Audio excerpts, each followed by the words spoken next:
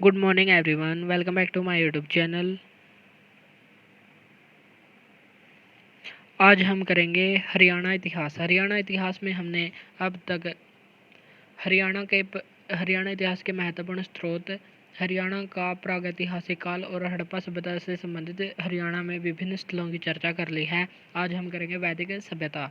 वैदिक सभ्यता की शुरुआत हमें चलिए तो करते हैं। वैदिक सभ्यता का मतलब क्या है? वैदिक सभ्यता का संबंध है वेदों से, अर्थात जिस समय वेदों की रचना या संकलन किया गया उस समय को कहते हैं वैदिक सभ्यता। और वैदिक सभ्यता का मुख्य पेशा क्या था? इस सभ्यता का मुख्य पेशा था कृषि और पशुपालन। इस सभ्यता के लोगों का जीवन वेदों पर आधारित था, इसलिए इसको कहते हैं वैदिक सभ्यता। और यह एक ग्रामीण सभ्यता थी। यदि पूछे हड़प्पा सभ्यता कैसी थी? शहरी सभ्यता थी, नगरीय सभ्यता थी। लेकिन हड़प्पा वैदिक सभ्यता ग्रामीण सभ्यता थी। आर्य लोगों की सभ्यता, इसको कहा जाता है वैदिक सभ्यता को। आर्य शब्द का मतलब क्या है? श्रेष्ठ या कुलीन इसका अर्थ है। तो एग्जाम्स में आर्य शब्द का अर्थ भी पूछा जा सकता है। तो आर्य शब्द का अर्थ क्या है? श्रेष्ठ या कुलीन। इतिहासकार मैक्स मूलर के अनुसार आर्य लोग मध्य एशिया से खैबर दर्रे को पार करके भारत में आकर बसे थे। खैबर दर्रा पाकिस्तान में है। तो सबसे भिन्न भिन्न विद्वानों ने अलग अलग मत दिए हैं, लेकिन सर्वाधिक मान्य मत मैक्स मूलर का है, जिसके अनुसार आर्य भारत में कहाँ से आए थे? मध्य एशिया से आए थे, खैबर दर्रे को पार करके। हरियाणा में आर्यों का पहला संघर्ष कहाँ पर देखने को मिलता है? पानीपत में पणी नामक जनजाति के साथ।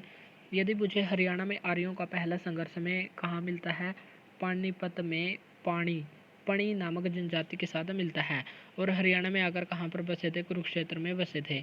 आर्य लोगों के द्वारा वैदिक संस्कृति का प्रचार प्रसार कहाँ पर किया गया था? कुरुक्षेत्र में किया गया था, इसलिए कुरुक्षेत्र को वैदिक सभ्यता का पालना भी कहा जाता है।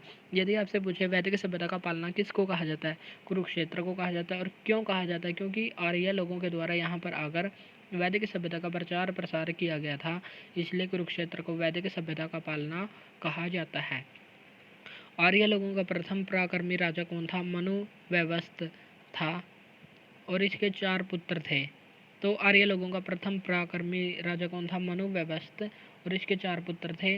राजा इक्ष्वाकु था एक, जो इक्कस जींद में स्थान है।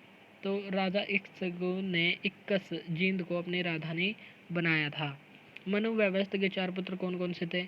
इक्ष्वाकु, सरयाति, परशु और शुद्धोमन।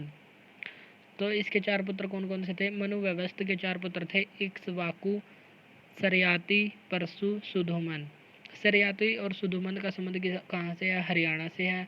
शुद्धोमन के पास कौन सा क्षेत्र था? सरस्वती का ऊपरी क्षेत्र था। और सरयाति के पास कौन सा था? सतलुज और उत्तरी कुरुक्षेत्र। और सरयाति की राजधानी कौन सी थी? नारनौल थी। सरयाति के द्वारा च्यवंत ऋषि के हाथों नारनौल में अश्वमेध यज्ञ का आयोजन भी करवाया गया था। नेक्स्ट है आर्यों का समाज कैसा था? आर्यों का समाज था पितृ सत्तात्मक या पितृ प्रधान, यानी कि वहाँ पर पिता की चलती थी, पिता भाई, तो इनकी चलती थी, पितृ प्रधान था। समाज की सबसे छोटी इकाई कैसे कौन थी? परिवार या कुल। और कुल का मुखिया क्या कहलाता था? कुलप। तो ऐसा भी क्वेश्चन पूछा जाता है कि वैदिक सभ्यता में परिवार के मुखिया को क्या कहा जाता था? परिवार का मुखिया को कहा जाता है कुलप। परिवार समाज की सबसे छोटी इकाई थी, कुल या परिवार, और परिवार का मुखिया था, परिवार या कुल का मुखिया था कुलप। और समाज कैसा था? पितृ प्रधान था। आर्यों में बाल विवाह व पर्दा प्रथा का प्रचलन नहीं था। चलिए तो हम इनको एक बार फिर से दोबारा से पढ़ लेते हैं। वैदिक सभ्यता, आज हम कर रहे हैं वैदिक सभ्यता। वैदिक सभ्यता वेदों पर आधारित इनका जीवन था, इसलिए इसको कहते हैं वैदिक सभ्यता। और इस सभ्यता का मुख्य पेशा क्या था? कृषि और पशुपालन था। आर्य लोगों की सभ्यता भी इसको कहा जाता है और इसको वैदिक सभ्यता के नाम से भी जाना जाता है। यदि पूछे आर्य, आर्य का मतलब क्या है? आर्य का मतलब है श्रेष्ठ या कुलीन। इतिहासकार मैक्स मूलर के अनुसार आर्य भारत में कहाँ से आए थे? मध्य एशिया से आए थे।